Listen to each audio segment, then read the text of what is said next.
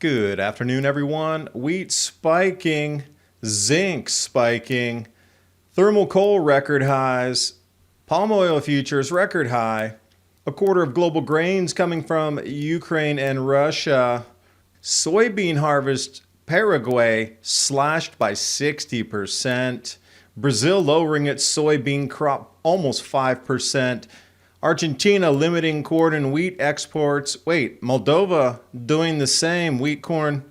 And now you'll understand China running to the world market to buy any commodity at any price, taking any offer because shortages are coming. Gold is hot again. And how much silver is used in a missile? 500 ounces.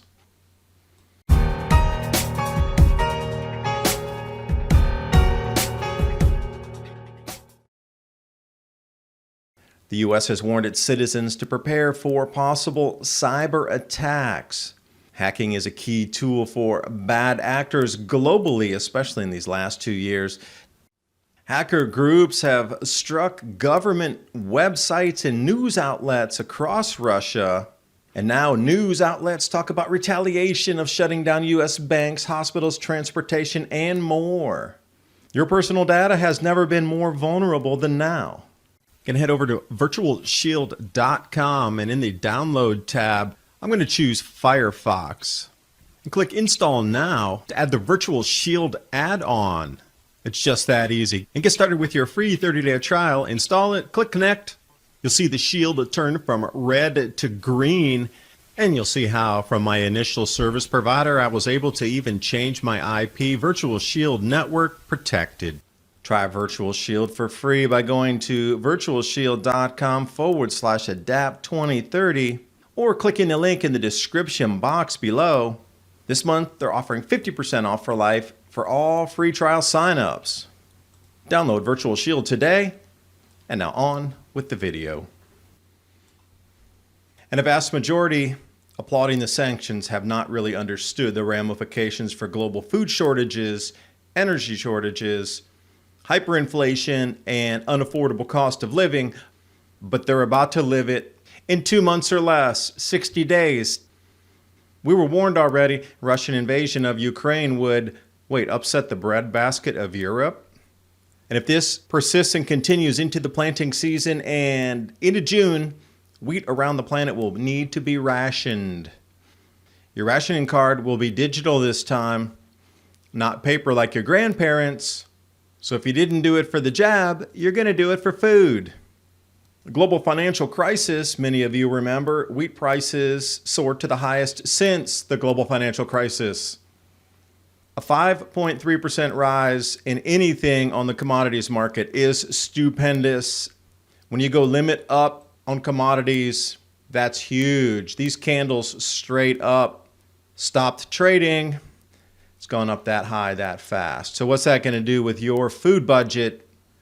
Will you even have enough money at the end of each month to cover your food and your electric bill? Oh, and you need to drive your car, so petrol's going to double in price. And China is all over this, looking at what they need to import now because the shortages will ensue during the summer. 7.6% the next day of trading in wheat. Grain trading limit up. But the thing to really put in perspective, 17% of wheat comes from Russia, 12% from Ukraine. That's from Bank of America. And looking out at the International Grains Council, 102 million tons produced in Russia and Ukraine.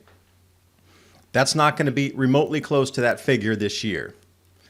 Along with the oil exports that are cut, which is approximately 7.5% of global oil. So somewhere in the world, we're going to have to find 30% extra grains and another, let's say, 10% oil just to break even. I don't see it happening, personally. I'd be more prepared and getting prepared because I don't think there's a way out of this. We're just going to have to ride it to the bottom and then reset the economy with cryptocurrency, your digital wallets linked to your digital ration card, and we'll go from there. So you might say, well, why don't you just jump to South America? They're huge swing producers. Well, Paraguay, fourth largest exporter of soybeans. They must have a lot extra, right? Nope. They lost 60% of this year's crop. They might only have 4 million tons around for this year, which means they're going to import soybeans for their crush and for their cattle. Now, this will be the same across the southern hemisphere. Remember that Tonga eruption? Acid rain and cooling temperatures are going to be limiting crop yields all across the southern hemisphere more than the northern based on just this eruption event. And if we jump over to Pro Farmer, StoneX lowering the forecast for Brazil's crop output down. That's going to go well above 4.2. I bet it would be closer to 10% when the real numbers come in. And then we just need to start subtracting. You can remove all the other buttons off your calculator except the subtract button.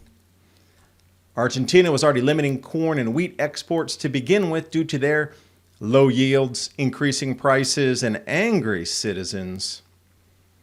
And now we see Moldova imposing a ban on export of wheat and corn. Okay, cut a little more off. Hit that subtract button once again.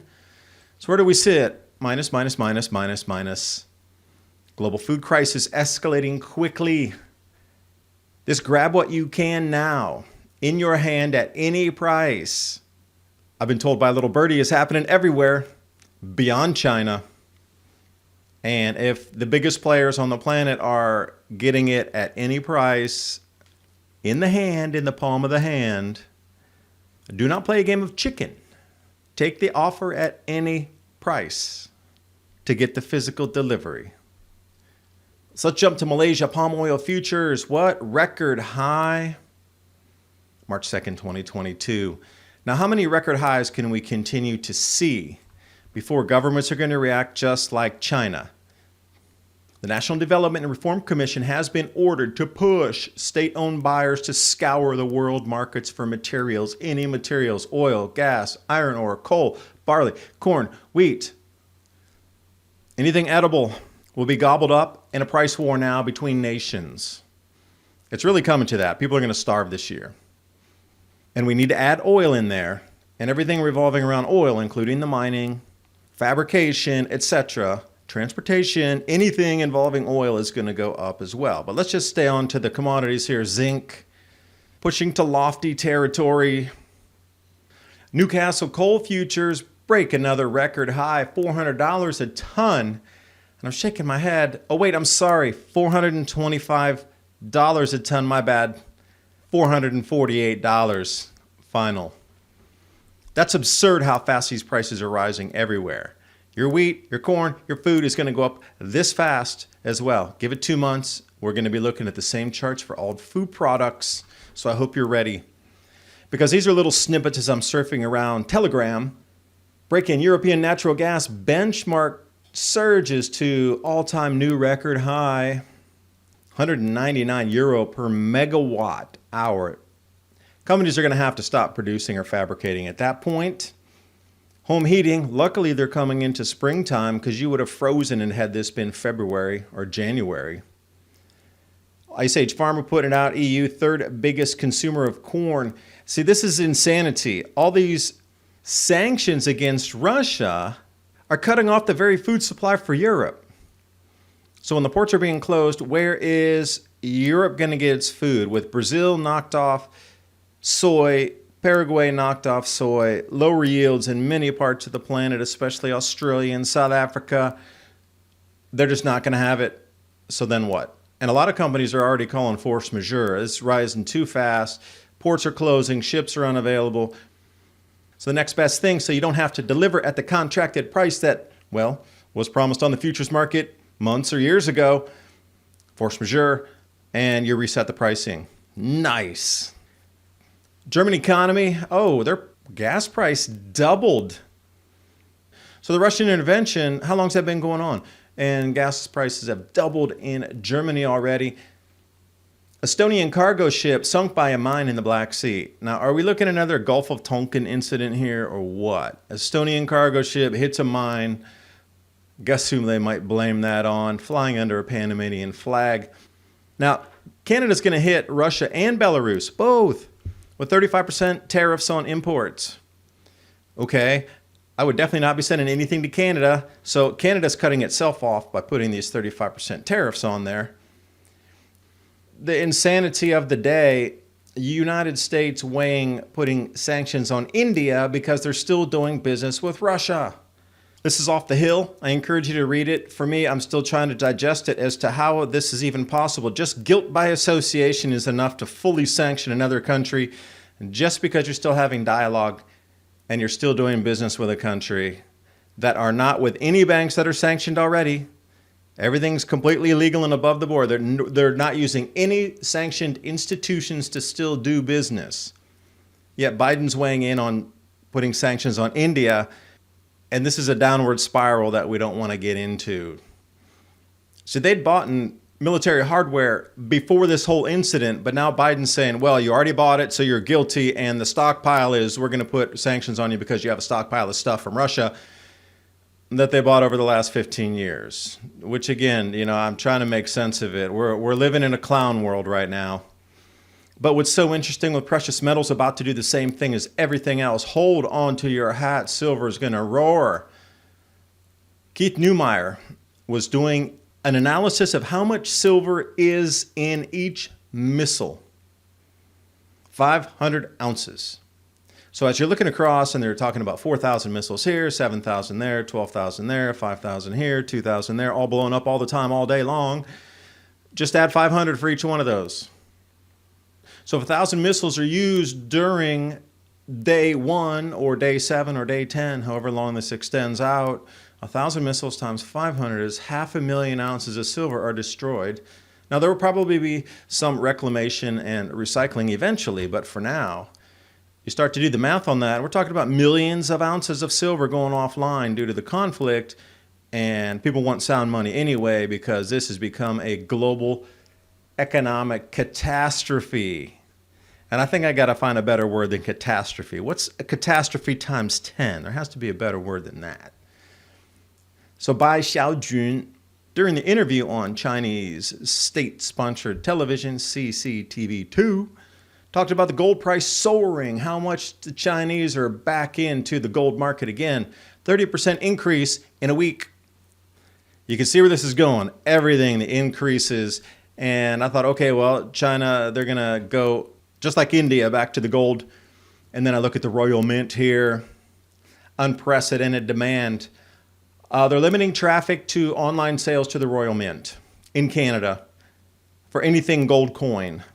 So look at that. The queue, even for you to get online to order, the queue number was 1,247 people in front of this particular person that wanted to buy gold. There's 1,247 other smart people out there going, we need gold. This is a hyperinflationary shortage event, global chaos. We're way past anything in 1939. We're heading into the reset like the Roman Empire. Once in a 2,000-year event here. So that gives you a couple options. You can sit and go, oh no, there's nothing we can do. Or you can go start buying food, seeds, tools, medicines, and anything you can to get your life stocked up like we did pioneering lifestyles for some time. This will eventually fix itself in a few years, but we're going to go through this reset financially to bring in the digital system. But until then, there's going to be a lot of things not available on the shelves. And I talk about this in Mini Ice Age Conversations podcast, 30-minute episodes with deeper analysis on the events happening and how it is pushing and pulling like we have seen through history, food, metals, governments, and cycles. You can find that anywhere podcasts are hosted across the net.